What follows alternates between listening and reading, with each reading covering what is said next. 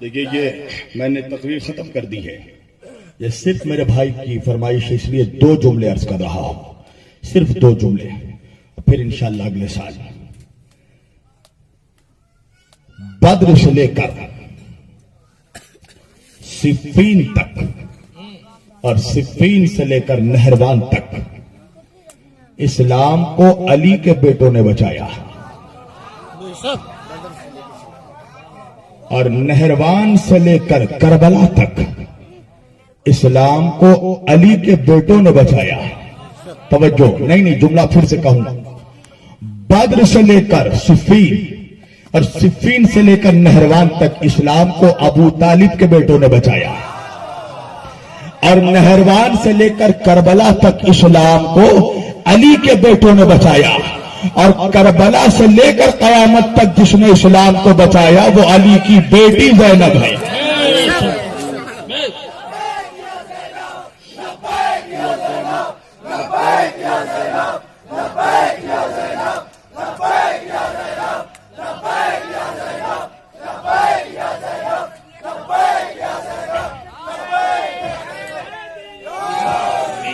وہ علی کی بیٹی ہے زینب. زینب نے صرف اسلام کو نہیں بچایا، زینب نے خود حسینیت کو بچایا. توجہ کرنا، زینب کربلا میں کردار دیکھیے، کربلا میں 72 نے مل کر ایک اسلام کو بچایا. توجہ، کربلا میں 72 نے مل کر ایک اسلام کو بچایا، اور زینب نے اکیلے کربلا میں 3 امام کو بچایا. جو پہنچ گئے ان کو میرا سلام. کربلا میں ایک نہیں 3 امامت ایک ساتھ موجود ہے. ایک امامت امام حسین کی، ایک امامت امام زین العابدین کی، اور ایک امامت 5 سال کے امام محمد باقر کی. 3 امامت کو اکیلی جو کربلا سے کوفہ، کوفے سے شام، اور شام سے لے کر مدینہ تک جس نے بچایا، اس ہستی کا نام زینب ہے. اللہ اکبر. وہ زینب کہ جس کے لہجے میں علی کی آواز آتی تھی،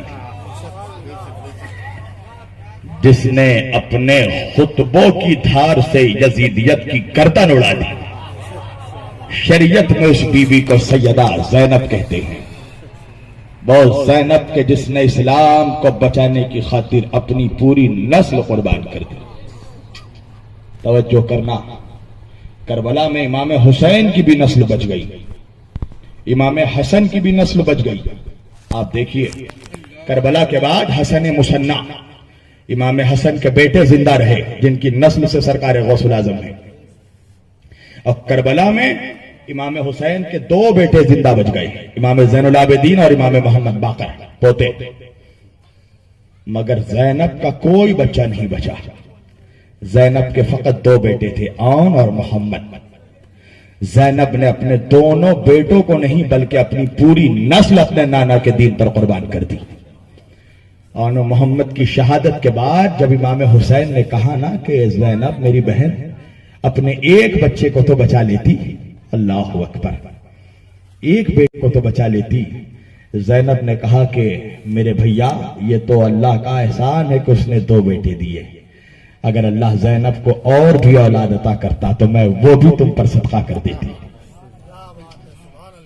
جس نے اپنے نانا کے دین کو بچانے کی خاطر اپنی پوری نسل کو قربان کر دیا، شریعت میں اسے سیدہ زینب کہتے ہیں. اللہ اکبر. آج جب سیدہ زینب کے روضے پر داعش والوں نے حملہ کیا تھا تو کئی ہزار کی تعداد میں وہ لوگ سیدہ زینب کے روضے پر ان لوگوں نے حملہ کیا تھا، مگر وہاں پر جناب زینب کے روضے کے محافظین میں 100 या 150 सिर्फ मुहाफिजीन थे और इधर ISIS का हजारों का लश्कर था। मगर एक ऐसी भगदड़ मची के सारे ISIS वाले भागने लगे। तो जब उन भगोड़े दाइश वालों से पूछा गया कि वो तो सिर्फ सैकड़ों थे, तुम हजारों थे, तुम भागे क्यों? तो उन लोगों ने जवाब दिया कि हमें ऐसा लग रहा था कि ज़ैनब के रोज़े से अब्बास आ रहे हैं।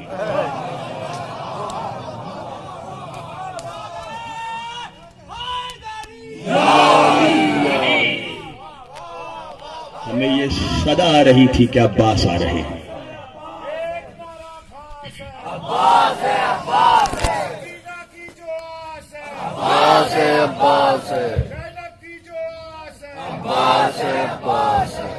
क्या मकाम है। अच्छा, वक्त है 2 मिनट में सिर्फ जनाब ज़ैनब का एक वाकया, हजारों वाकयात थे, एक वाकया पढ़ना चाहता हूं।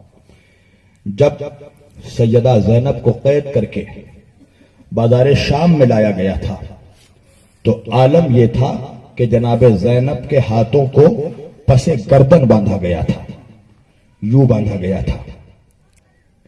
और अफसोस यह है कि हाथ बांधा कलमा पढ़ने वालों ने। यह तो हकीकत है कि हम मुसलमान क्या उसे इंसान भी नहीं तस्वुर कर सकते, मगर तारीख की कड़वी हकीकतों को भी झुटलाया नहीं जा सकता कि वो हाथ बांधने वाले नमाजी थे, वो कलमा पढ़ने वाले थे, और ये भूल गए कि हम जिस रसूल का कलमा पढ़ते हैं यह उनकी नवासियां हैं जिसके घर से पर्दा कायम हुआ। पसे गर्दन हाथ बांध दिया गया और चारों तरफ शीशे लगा दिए गए थे, इसलिए कि जहां भी रसूल की बेटियां सर उठाकर देखे तो अपना बेपर्दा चेहरा नजर आए। और कोड़े मारे जा रहे थे, कोई कोड़े मारता था, कोई हंटर मारता था, कोई पत्थर मारता था। तारीख ने यहां तक जुल्म लिखा कि बालाखानों पर छतों में औरतें खड़ी थी और वो खोलता हुआ पानी लाती थी और नबी की बच्चियों पर वो गर्म पानी डाल दिया करती थी। सकीना 4 साल की बच्ची तड़प रही थी जब खोलता हुआ पानी डाला जा रहा था। अल्लाह अकबर। जब दरबार में जनाब ज़ैनब को कैद करके लाया गया, आपको पता है कितने घंटे खड़ा रखा गया? 18 घंटे रसूल की नवासी को खड़ा रखा गया। क्यों? इसलिए कि यजीद शतरंज खेल रहा था, शतरंज खेल रहा था, शराब पी रहा था, और वहां इमाम हुसैन अलैहिस्सलाम का मुकद्दस सर रखा हुआ था और इमाम हुसैन के लबों पर छड़ी मारता था। एक रोम के एम्बेसडर ने, सफीर रोम ने देखा और देखकर कहा, यजीद तुझे शर्म नहीं आती? तू खुद को अमीरुल मोमिनीन कहलवाता है, तुझे नहीं पता तू कैसा मुसलमानों का अमीर है? तुझे नहीं पता कि तू जिस रसूल का कलमा पढ़ता है, रसूल, मैंने सुना है कि रसूल अल्लाह इन होठों को चूमते थे, तू इन पर छड़ी मार रहा है। अल्लाह अकबर। सिर्फ इस एक बात के कहने पर भरे दरबार में यजीद ने सफीर रोम को कत्ल करवा दिया। अल्लाह अकबर। 18 घंटे। आप भी जब जाएंगे, वो आप शाम का वो दरवाजा देखेंगे, बाबू साअत जिसको कहते हैं, 18 घंटे अली की बेटी, जहरा की बेटी खड़ी रही, ज़ैनब, कुलसूम, सकीना, रुकैया। अल्लाह अकबर। नबी के घर की बहू बेटियां। आलम यह था, अजीब नफ्सा नफ्सी का आलम। यजीद की बीवी जो थी वो मोमिना थी, हिंद मोमिना थी। वो जब फिरौन की बीवी मोमिना थी, फिरौन के दरबार में रहकर भी आसिया मोमिना थी, ये यजीद के दरबार में रहकर भी मोमिना थी।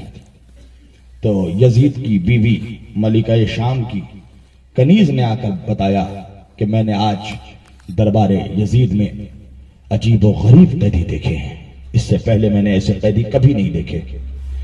हिंद ने कहा, यह तो यजीद के दरबार का रोज का मामूल है, रोज कैदी आते हैं जाते हैं, आज क्या हो गया?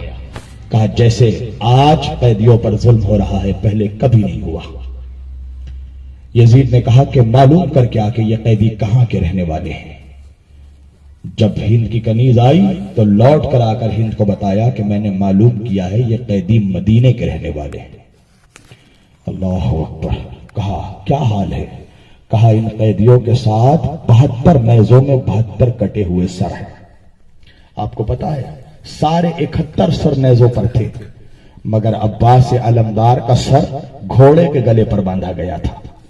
کیوں پتا ہے؟ اس لیے کہ عباس کا سر جب جب نیزے پہ بلند کیا گیا اور زینب کا چہرہ نظر آیا، عباس کا کٹا ہوا سر زمین پر گر جاتا تھا. گھوڑے کے گلے پر رسی سے باندھا گیا تھا سر عباس کو. اللہ اکبر. جب ہند نے مدینے کا نام سنا، وہ یہ ہند کون ہے؟ بچپن میں اس نے شہزادی سیدہ زینب سے قرآن پڑھا تھا. 3 سالوں تک اس نے قرآن پڑھا تھا. یہ کنیز بھی تھی اور اسٹوڈنٹ بھی تھی. شہزادی زینب کی 3 سالوں تک اس نے جناب سیدہ زینب سے قرآن پڑھا تھا. جب ہند نے مدینے کا نام سنا، دوڑتی ہوئی آئی. سیدہ زینب نے اپنے بالوں سے اپنے چہرے کو ڈھانک رکھا تھا. سیدہ زینب کے سامنے آ کر ہند کھڑی ہو گئی اور کھڑی ہو کر کہنے لگی، اے بی بی، آپ کہاں کی رہنے والی ہیں؟ آپ کا وطن کہاں ہے؟ شہزادی زینب نے جواب دیا کہ تو نے مدینے کا نام سنا ہے؟ تو نے یثرب کا نام سنا ہے؟ کہا ہاں، بہت اچھے سے جانتی ہوں. کہا ہم لوگ مدینے کے رہنے والے ہیں. جب ہند نے مدینے کا نام سنا، ایک مرتبہ کہا کہ جب آپ مدینے کے رہنے والی ہیں تو آپ مدینے میں میرے مولا حسین کو ضرور جانتی ہوں گی. میرے نبی کا نواسا میرے مولا حسین کو آپ جانتی ہوں گی. شہزادی زینب کا دل تڑپ گیا. کہا یہ بتا تجھے حسین سے کیا نسبت ہے؟ کہا میں حسین کی بہن کی کنیز ہوں. اللہ اکبر. فاطمہ کی بیٹی کی کنیز ہوں. میں نے ان سے 3 سالوں تک قرآن پڑھا ہے. شہزادی زینب نے جب یہ بات سنا، کہا یہ بتا کہ تو اپنی شہزادی کو دیکھے گی، علی کی بیٹی کو دیکھے گی، پہچان لے گی؟ کہا بالکل پہچان لوں گی. میں نے 3 سالوں تک ان سے قرآن پڑھا ہے. میں ان کی کنیز رہ چکی ہوں. انہوں نے ہی مجھے دعا دی تھی کہ تیری شادی کسی حاکم سے ہوگی. ایک مرتبہ شہزادی زینب نے کہا دیکھ میرے ہاتھ بندھے ہوئے ہیں، تو میرے چہرے سے ان بالوں کو ہٹا. ایک مرتبہ ہند نے جیسے ہی بالوں کو ہٹایا نا، چہرہ دیکھ کر اپنے چہرے پہ تماچے مارنے لگی. زینب کہنے لگی ہند پہچان مجھے، میں ہی علی کی بیٹی ہوں. ہند پریشان ہو گئی. ہند تعجب میں پڑ گئی. ہند نے کہا نہیں، میں اپنے آنکھوں پہ بھروسہ نہیں کر سکتی. میں نہیں مان سکتی کہ آپ علی کی بیٹی ہیں، آپ سیدہ کی بیٹی، آپ نبی کی نوازی ہیں، آپ میرے مولا حسین کی بہن ہیں. میں نہیں مان سکتی. زینب کہنے لگی کیوں نہیں مان سکتی؟ کہ میرا دل نہیں گوارا کرتا کہ علی کی بیٹیوں کے ساتھ یہ امت ایسا سلوک کر سکتی ہے. شہزادی زینب کہنے لگی تو میں تجھے کیا ثبوت دوں اس دربار میں؟ کہا نہیں میں نہیں مان سکتی. کہا کیوں نہیں مانتی؟ ہند نے ایک اور جملہ کہا. ہند نے کہا اس لیے نہیں مان سکتی کہ زینب کا ایک بھائی ہے جس کا نام عباس ہے. عباس کے رہتے ہوئے کسی میں اتنی طاقت نہیں کہ سیدہ زینب کے سر سے چادر چھین لے. ایک مرتبہ رو کر سیدہ زینب کہتی ہے تو نے گھوڑے پر وہ کٹا سر دیکھا ہے؟ دیکھ وہ سر میرے بھیا عباس کا ہے. دھوکے سے میرے بھائی کے بازو کاٹ دیے گئے. میرا بھائی نہر میں میری بھتیجی سکینہ کے لیے پانی لینے گیا تھا. ہند تڑپ گئی اور کہنے لگی میں اب بھی نہیں مان سکتی کہ نبی کی امت نبی کی اولادوں کے ساتھ یہ سلوک کر سکتی ہے. شہزادی زینب کہنے لگی تو ہی بتا دے میں تجھے کیا ثبوت دوں اس دربار میں؟ ہند کہنے لگی ایک ثبوت ہے. کہا وہ ثبوت کیا ہے؟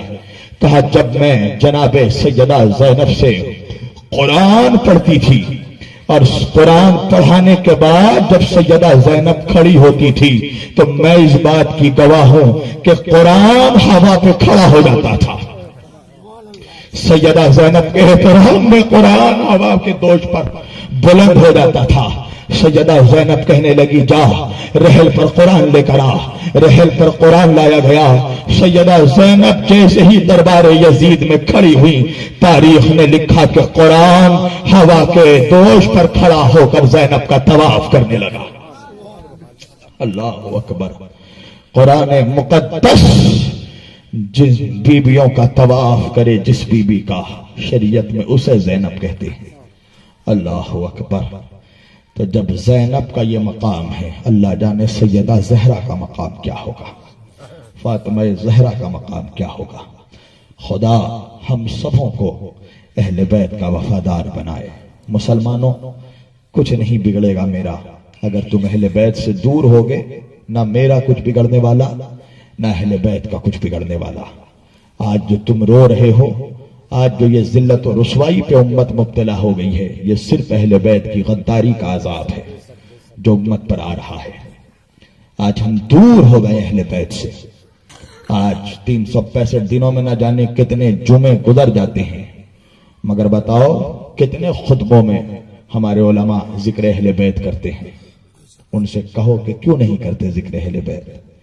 کہ آپ کو نہیں پتا کہ آپ جس رسول کا کلمہ پڑھتے ہیں اس رسول کے جگر ٹکڑوں کا نام اہل بیت ہے۔ یہ کیسی وفاداری ہے رسول سے کہ ہم خطیب سے محبت کریں اور خطابت سے گریز کریں، عالم سے محبت کریں، علم سے گریز کریں، ناظم سے محبت کریں، نظامت سے گریز کریں۔ یہ کیسے رسول کی محبت ہے کہ رسول سے محبت کریں اور رسول کے بچوں کے ذکر سے گریز کریں؟ ہم دن رات مر بھی جائیں اگر یا نبی سلام علیہ کا کہتے کہتے، تب بھی ہم نبی کے وفادار اس وقت تک نہیں ہو سکتے جب تک ہم حسین کو سلام نہ کرتے۔ جو حسین کا نہیں ہو سکتا وہ رسول کا نہیں ہو سکتا، جو نواسے کا نہیں ہو سکتا وہ نانا کا نہیں ہو سکتا۔ تو کیا سمجھ رہا ہے کہ سجدہ بچائے گا؟ نانا بچائیں گے یا نواسا بچائے گا؟ کچھ نہیں مانگا تھا نبی نے اپنی امت سے، صرف دیا، نماز دیا، روزہ دیا، حج دیا، زکوٰۃ دیا، کعبہ دیا، قبلہ دیا، شریعت دی۔ جب مانگنے پہ آئے تو ایک چیز مانگی تھی، سورہ شعراء کی آیت، الا المودۃ فی القربہ، میرے قرابت داروں کی محبت دے دو مجھے۔ نبی نے یہی مانگا ہے امت تم سے، نہ سونا مانگا، نہ چاندی، نہ زیورات، نہ جواہرات، کچھ نہیں، صرف ایک چیز مانگی، میرے بچوں سے محبت کرنا، میری اولادوں سے محبت کرنا۔ کیا یہی محبت ہے کہ 11 ہجری کو نبی نے پردہ کیا اور 61 ہجری کو پورا گھر لوٹ لیا؟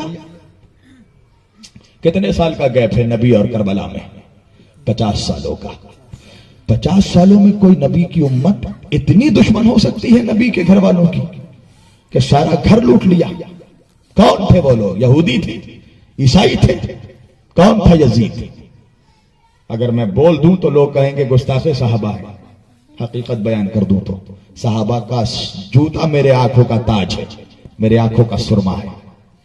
مگر جاؤ معلوم کرو یزید کون تھا؟ صحابی کا بیٹا۔ کون ہے یزید؟ یزید کے لشکر کا کمانڈر کون ہے؟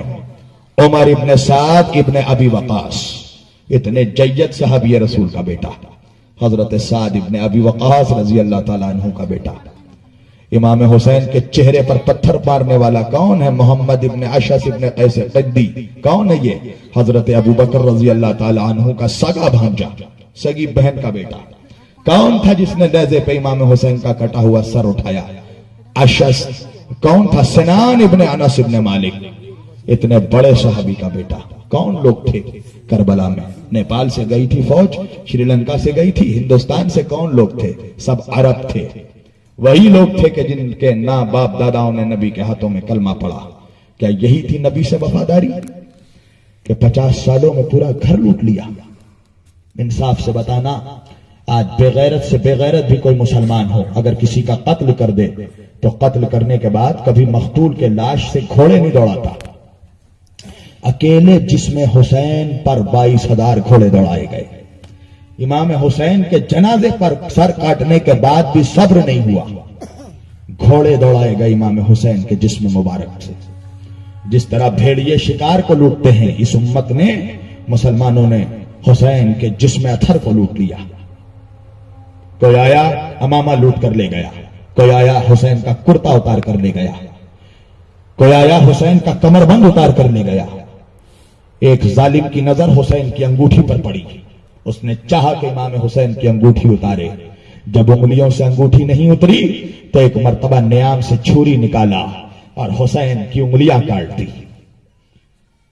اللہ اکبر۔ وہ سینہ جو بوسہ گاہ رسالت تھا، جس سینے کو رسول چومتے تھے، اسے گھوڑے کے ٹاپوں سے پامال کر دیا گیا۔ انصاف سے بتاؤ، غلط کہتا ہے شبیر وارسی؟ مدھیہ پردیش میں جبل پور میں، اس بستی میں، علی نگر میں اگر کوئی بھکاری بھی مر جائے مسلمان ہو تو کیا تم اس کے لاشے کو چھوڑ دو گے اس لیے کہ غریب ہے؟ نہیں، 100 لوگ نکلیں گے، 100 200 نکالیں گے، اس کے کفن کا دفن کا انتظام کریں گے، اس کے جنازے کو نہیں چھوڑیں گے۔ نبی کے بچوں کے جنازے 3 روز تک کربلا کے ریگزار میں پڑے رہے، کوئی غسل دینے والا نہیں تھا، بغیر کفن کے دفن کیا گیا۔ 3 روز کے بعد وہاں کے قبائل کی عورتوں نے دفن کیا حسین کے جنازے کو۔ اللہ اکبر،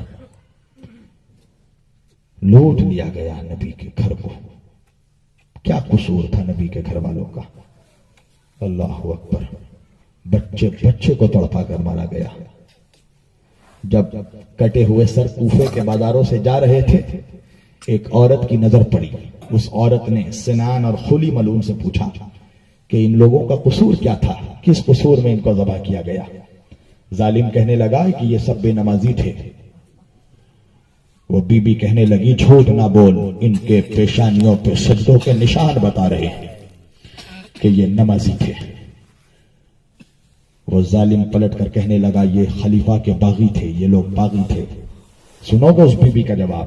وہ بی بی، وہ بڑھیا کہنے لگی، علی اصغر کے سر کو دکھا کر کہا کہ کیا یہ 6 مہینے کے بچے نے بھی بغاوت کی تھی؟ کیا یہ 6 مہینے کا بچہ بھی باغی تھا؟ کیا کیا مسلمانوں تم نے نبی کے گھر والوں کے ساتھ؟ اور آج بھی یہ امت ہم توبہ نہیں کرتے، یہ تو معاف کرنے والا گھرانہ ہے۔ تمہیں پتا ہے شمر ابن ذل جوشن لعنتی مردود حرام زادہ، یہ جب امام حسین کے سر کو کاٹنے کے لیے بڑھا، حسین جب سجدے میں گئے تو یہی ملعون تھا جس نے کہا اے عمر ابن سعد ابن ابی وقاص، حسین کا سر اسی وقت کاٹ دے۔ عمر سعد کہنے لگا تو نے دیکھا نہیں حسین سجدے میں ہے؟ کہا تجھے نہیں پتا عمر، یہ علی کا بیٹا ہے، اگر اس وقت اس کا سر نہیں کاٹا گیا تو کائنات میں کسی ماں نے وہ اولاد نہیں جنا جو علی کے بیٹے کو ہرا دے۔ عمر سعد کہنے لگا اتنی ہمت تو مجھ میں نہیں ہے کہ میں علی کے بیٹے کے گلے پہ خنجر چلاؤں۔ تو یہ ملعون، یہ لعنتی خود خنجر تلوار لے کر بڑھا۔ اب پتا اس نے حسین کو کیسے، اس نے حسین کو یوں ذبح نہیں کیا۔ آپ جانوروں کو ذبح کرتے ہیں نا، یوں نہیں اس نے چھری پھیرا تھا، وہ یوں مار رہا تھا حسین کے گلے پہ، جس طرح ایک لکڑہارا درخت کو کاٹتا ہے۔ جب سن 62 ہجری کے بعد مختار بن عبید ثقفی نے اس حرام زادے کو گرفتار کیا، شمر بن ذل جوشن کو، اور اس سے پوچھا کہ تو چاہتا تو حسین کو آسانی سے بھی خنجر پھیر سکتا تھا، تو نے اس طرح لکڑہارے کی طرح کیوں مارا حسین کے گلے پہ؟ تو وہ کہتا ہے کہ مجھے بہت دشمنی تھی علی کے بیٹے سے، میں نے کئی دنوں تک اپنے تلوار میں زہر بجھائی تھی، اور جب میں حسین کا سر کاٹنے جا رہا تھا تو میں پتھر پہ تلوار مارتا ہوا جا رہا تھا، پتھر پر۔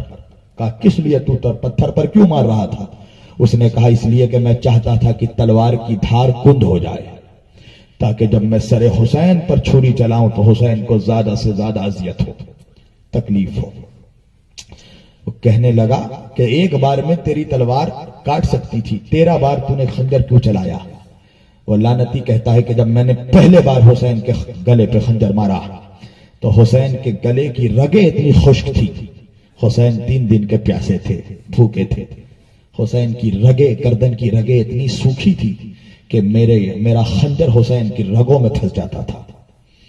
میں نے 4 دفعہ چھری مار کر حسین کے سر کو کاٹنا چاہا، جب سر نہیں کٹا تو میں نے حسین کے جسم کو الٹ دیا، اب میں حسین کے سینے پر سوار ہو گیا۔ اللہ اکبر، جس سینے کو رسول چومتے تھے اس پہ پیر رکھ دیا اور رکھ کر حسین کے گلے پہ چھری مارنے لگا۔ مختار پوچھتا ہے کہ شمر یہ بتا کہ جب تو میرے مولا کے گلے پہ خنجر چلا رہا تھا، میرا مولا کچھ کہہ رہا تھا؟ شمر کہنے لگا ہاں، جب میں نے گلوئے حلقوں میں حسین پر خنجر مارنا شروع کیا تو میں نے دیکھا حسین کے لب ہل رہے ہیں۔ کہا حسین کیا کہہ رہے تھے؟ کہا جب میں نے کان لگا کر سنا نا تو میں نے سنا کہ حسین کہہ رہے تھے اے مالک میرے نانا کی امت کو بخش دے، میرے نانا کی امت کو بخش دے۔ اتنا کریم ہے یہ گھرانہ مسلمانوں، اور تم اس گھر سے منہ موڑے ہوئے ہو۔ آج بھی اگر تم اس گھر کے وفادار ہو جاؤ نا، اللہ پھر سے اس عزت و کامیابی تمہارا مقدر بنا دے۔ یہ معاف کرنے والا گھرانہ ہے، یہ بدلہ نہیں لیتے، یہ معاف کر دیتے ہیں۔ سر کٹ رہا ہے اور دعا کر رہے ہیں اللہ میرے نانا کی امت کو بخش دے. بس ختم کر دیا میں نے. آج بھی ہم تو ظلم کر رہے ہیں اہل بیت پہ, تم آج بھی ظلم کر رہے ہو. یہ ظلم نہیں تو کیا ہے کہ جب ذکر اہل بیت ہوتا ہے تو جو بھی اہل بیت کا ذکر کرتا ہے تم کبھی اسے رافضی کہہ دیتے ہو, کبھی شیعہ کہ میرا کچھ نہیں بگڑنے والا, تم مجھے رافضی کہو شیعہ کہو, بگڑ تمہارا مقدر رہے گا. کیا حسین نے کربلا میں شیعت کو بچایا تھا یا حسین نے کربلا میں مکمل اسلام کو بچایا؟ اللہ اکبر. کب تک شیعوں کا ڈھوس اور شیعت کے نام پر ڈرا کر ہم ذکر حسین پر پابندی لگاتے رہیں گے؟ یہ کہا اس لیے جاتا ہے کہ خوف کے مارے کوئی خطیب ذکر علی کرے نہیں. یہی فتویٰ اس لیے لگایا جاتا ہے کہ علی کے ذکر کرنے والوں کو رافضی بتا دو, شیعہ بتا دو, تاکہ خوف کے مارے خطبہ ذکر علی کرنا بند کر دیں اور یا تو مجمع والے ان کو بلانا بند کر دیں. پر تجھے نہیں معلوم, تو کیا سمجھتا ہے شبیر وارسی پہ پابندی لگا کر تو ذکر علی بند کرے گا؟ تجھے معلوم ہی نہیں ہے احمق, شبیر وارسی کی وجہ سے ذکر علی نہیں ہے, ذکر علی کی وجہ سے شبیر وارسی ہے. یہ ذکر کا صدقہ ہے کہ آج کائنات میں پہچانا گیا ہوں تو ذکر علی کی وجہ سے. لہذا اپنے بچوں کے مستقبل کو سنوارنا ہے, سماج میں پھر سے عزت دار بننا ہے مسلمانوں, تو نبی کے گھر والوں کا دامن تھام لو, نبی کے گھر والوں کا ذکر کرو. یہ دشمنی نہیں تو کیا ہے کہ آج جہاں ذکر اہل بیت ہوتا ہے طرح طرح کی باتیں وہیں کر دی جاتی ہیں. آج کنڈوں پہ اعتراض ہو رہا ہے, آج گنڈوں کا اعتراض کنڈوں پہ ہو رہا ہے کہ امام جعفر صادق علیہ السلام کا کنڈا نہ مناؤ, یہ ہے وہ ہے. یہ کیا ہے یہ سب چیزیں؟ یہ کون سی دشمنی ہے؟ اگر آج یہاں پر بیٹھ کر میں کہوں کہ سرکار غوث الاعظم نے بچپن میں 16 پارے قرآن پڑھ دیے تو میں بہت بڑا سنی ہوں, اور اگر میں یہاں بیان کر دوں کہ مولا علی نے نبی کے آغوش میں قرآن پڑھا تو میں شیعہ ہو گیا. اگر میں کہوں کہ خواجہ غریب نواز نے کھڑاؤن مارا تو جے پال جوگی کو کھڑاؤن مارتا ہوا ہوا تک گیا تو میں بہت بڑا سنی ہوں, اور اگر میں کہوں کہ مولا علی نے اشارہ کیا تو قالین آسمان تک گیا تو میں شیعہ ہو گیا.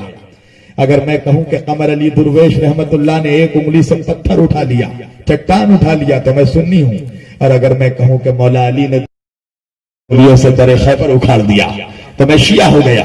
اگر میں کہوں کہ مدار پاک نے اشارہ کیا تو سورج کا سمت پلٹ دیا تو میں سنی ہوں, اور اگر میں کہوں کہ مولا علی نے اشارہ کیا ڈوبے ہوئے سورج کو پلٹا دیا تو میں شیعہ ہو گیا. میں ایسے نمک حراموں کو جواب دینا چاہتا ہوں کہ جب آج کے بعد تو خواجہ کا ذکر کرنا, وارث کا ذکر کرنا, غوث کا ذکر کرنا تو یہ مت بھولنا کہ تو جس غوث کی عظمت بیان کر رہا ہے اس غوث کا باپ ہے علی.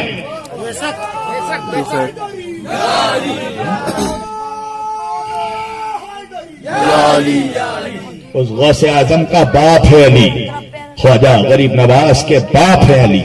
تو کہتا رہے خواجہ میرا مہاراجا, کبھی اجمیر جا کے پوچھ خواجہ آپ کا مہاراجا کون ہے, کہا گنبد پہ نہیں پڑا بادشاہ است حسین.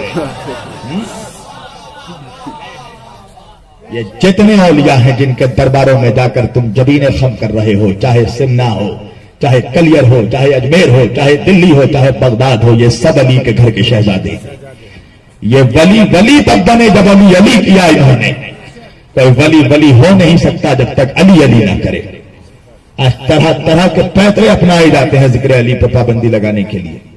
اگر آج یہاں پر بیٹھ کر ہم سنیوں میں حضرت ابوبکر کی عظمت بیان کریں تو کوئی مولوی نہیں کہتا کہ تھوڑا مولا علی کا بھی ذکر کر دیجئے, مگر جب مولا علی کا ذکر کیا جاتا ہے تو فوراً پرزہ آ جاتا ہے. تھوڑا حضرت ابوبکر پہ بھی بول دیجئے, تھوڑا حضرت عمر پہ بھی بول دیجئے, تھوڑا حضرت عثمان پہ بھی بول دیجئے, تھوڑا اور صحابہ پہ بھی بول دیجئے. توجہ. مگر جب کسی اور صحابی کا ذکر ہوتا ہے, جب فاروق اعظم کا ذکر ہوتا ہے, کوئی نہیں کہتا کہ تھوڑا مولا علی پہ بھی بول دیجئے. جب حضرت عثمان پہ کوئی خطیب بولتا ہے, کوئی نہیں پرزہ بھیجتا کہ تھوڑا مولا علی پہ بھی بول دیجئے. مگر جب مولا علی کا ذکر ہو تو فوراً پرزہ آتا ہے تھوڑا صحابہ پہ بھی بول دیجئے. پتا چلا یہ عشق صحابہ نہیں ہے, یہ بغض اہل بیت ہے. یہ بغض اہل بیت ہے کہ تجھے آل نبی کا ذکر گوارا نہیں ہے, اس لیے تو امت کو ڈیوائیڈ کرنے کے لیے ایک شوشہ چھوڑ دیا ہے تو نے کہ جو اہل بیت کا ذکر کرے وہ شیعہ, جو صحابہ کا ذکر کرے وہ سنی. تجھے پتہ ہی نہیں ہے، تمیز نہیں پتا ہے تجھے رشتوں میں. اگر صحابہ گھر والے ہیں تو اہل بیت گھر والے ہیں.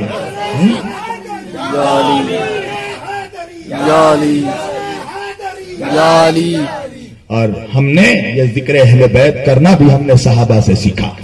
اگلے سال آؤں گا تو میں بتاؤں گا ایک ایک صحابی کا نام لے کر کہ کس کس صحابی نے کس کس طرح ذکر علی کیا اور صحابہ کس طرح اہل بیت سے محبت کرتے تھے.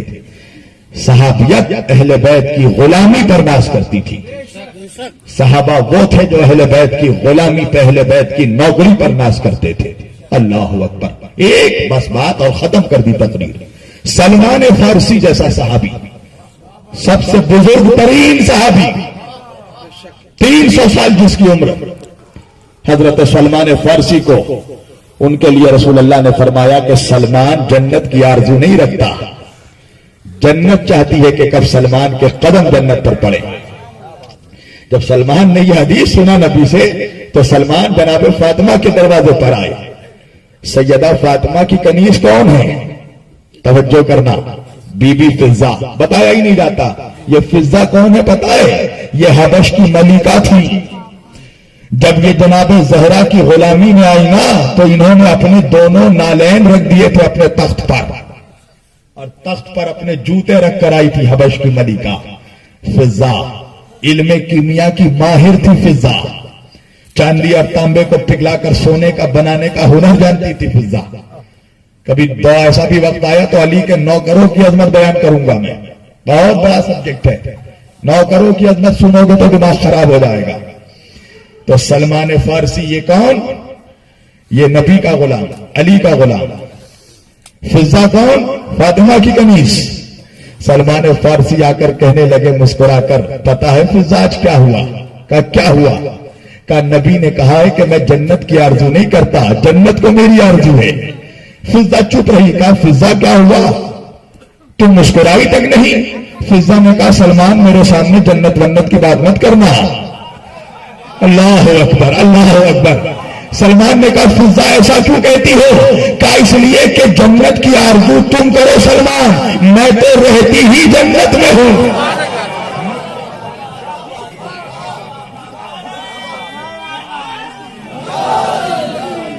میں تو رہتی ہی جنت میں ہوں. میں تو جنت کے سرداروں کی روٹیاں بناتی ہوں، جس کے لیے نبی نے کہا الحسن والحسین سیدا شباب اہل الجنہ. میرے دونوں نواسے حسن و حسین جنت کے جوانوں کے سردار ہیں. ہم نے اولیاء کرام کا دامن، غوث و خواجہ وارث کا دامن اسی لیے تھاما کہ انہوں نے ہمیں حسنین کریمین تک پہنچایا. حسنین نے ہمیں مولا علی تک پہنچایا، مولا علی نے ہمیں پیارے نبی تک پہنچایا، پیارے نبی نے ہمیں ذات جلی تک پہنچایا. علی نبی سے ملے اور نبی خدا سے ملے. وہ بد نصیب ہے جس کو یہ سلسلہ نہ ملے. وآخر دعوانا ان الحمدللہ رب العالمین.